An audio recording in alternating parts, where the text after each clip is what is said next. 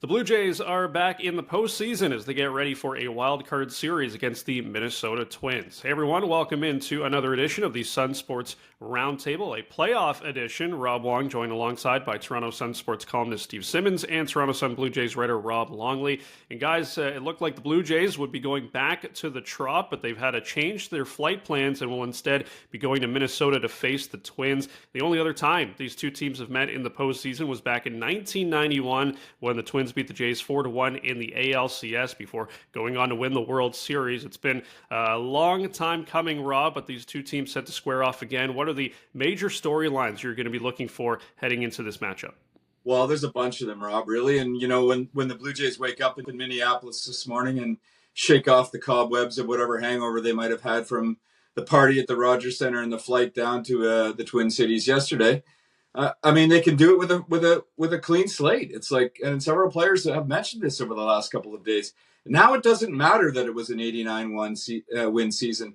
Now they can go back to those preseason expectations and the belief that felt that they could win the World Series. And there's ample precedent for this happening. The Philadelphia Phillies snuck in as a 6th seed last year and made it to the World Series. This is a team that has had confidence all season long. Obviously, they haven't lived up to that and to the expectations, but they certainly have the pedigree and they certainly have the pitching to make a deep run into the postseason. And to me, that's one of the most interesting storylines. The other one that really stands out is which one of these teams is finally going to win a playoff game. The Blue Jays are on a 5-game playoff losing streak. They haven't won a playoff game since 2016, but that's nothing compared to the Twins. The Twins haven't won a playoff game since, 2004 or 2006? It's 18 games. So neither of these teams have had success in the MLB playoffs in recent seasons, and you know, that's got to end in some regard over the next couple of days. And the third thing, I guess, is are the Jays going to find a way to hit? I mean, we've been waiting for it since April. We've seen rare flashes of it. We've saw some signs of that offense waking up over the last couple of weeks, but you got to perform in the playoffs at the plate. And until this Blue Jays team does it, I'm not quite convinced. The playoffs. It's pretty much a formula every year, especially recently. Good pitching, good defense, and power. Those are the three elements that led the Houston Astros to the World Series last year. You can go year by year by year.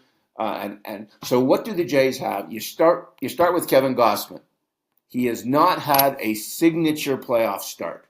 He has not had one of those, this is a great pitcher showing his great stuff on the big day. He hasn't done that yet, and one of the teams he pitches the worst against happens to be Minnesota. So there's a real test here for Gausman tomorrow. I think the second thing to me is power. The Minnesota Twins, without a lineup that you look at and say, oh, that's the guy you got to stop, or this is the guy you got to stop. They had 50 more home runs than the Blue Jays.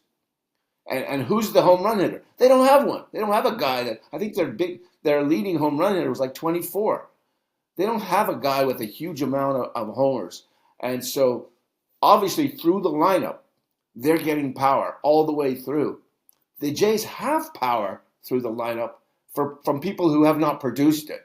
And so as Rob points out, who's going to come up to the big stage now? Who's going to show power? And who's going to be? I mean, the funny thing is that the two starting pitchers, I believe, they haven't been named yet. But I think you're going to get Gausman and Lopez. You're going to get Sonny Gray and probably Bassett.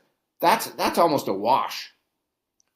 Who now performs will be the question. That's a great point. And Rob, Steve and I had this discussion at length the other day. For all the good that Kevin Gausman has done in a Blue Jays uniform, and there's been a ton of it, he's been their best pitcher over the past couple of seasons.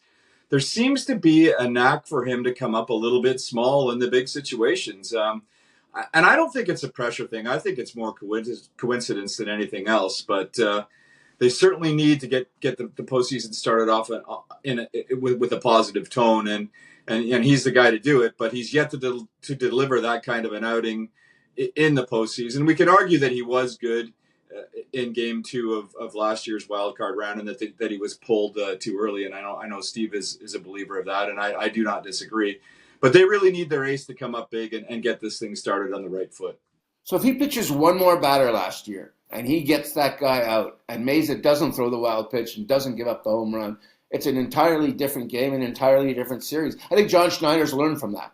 I think John Schneider's learned that the numbers say one thing, the book says one thing, and this is why I love Kevin Cash as a manager. He deals with all of the things, and then he does what he wants. What's the best move? The book says this, the analytics says this, the guys in the dugout say this. This is what I'm going to do. The better John Schneider does that, the better chance the Blue Jays will have. Yeah, modern day managing requires a blend. It requires you absolutely have to play to what the book says and what the analytics say, but you also have to have a little bit of gut and common sense and instinct into it as well. And maybe John Schneider has learned from that, and maybe that will help the cause over the next few days.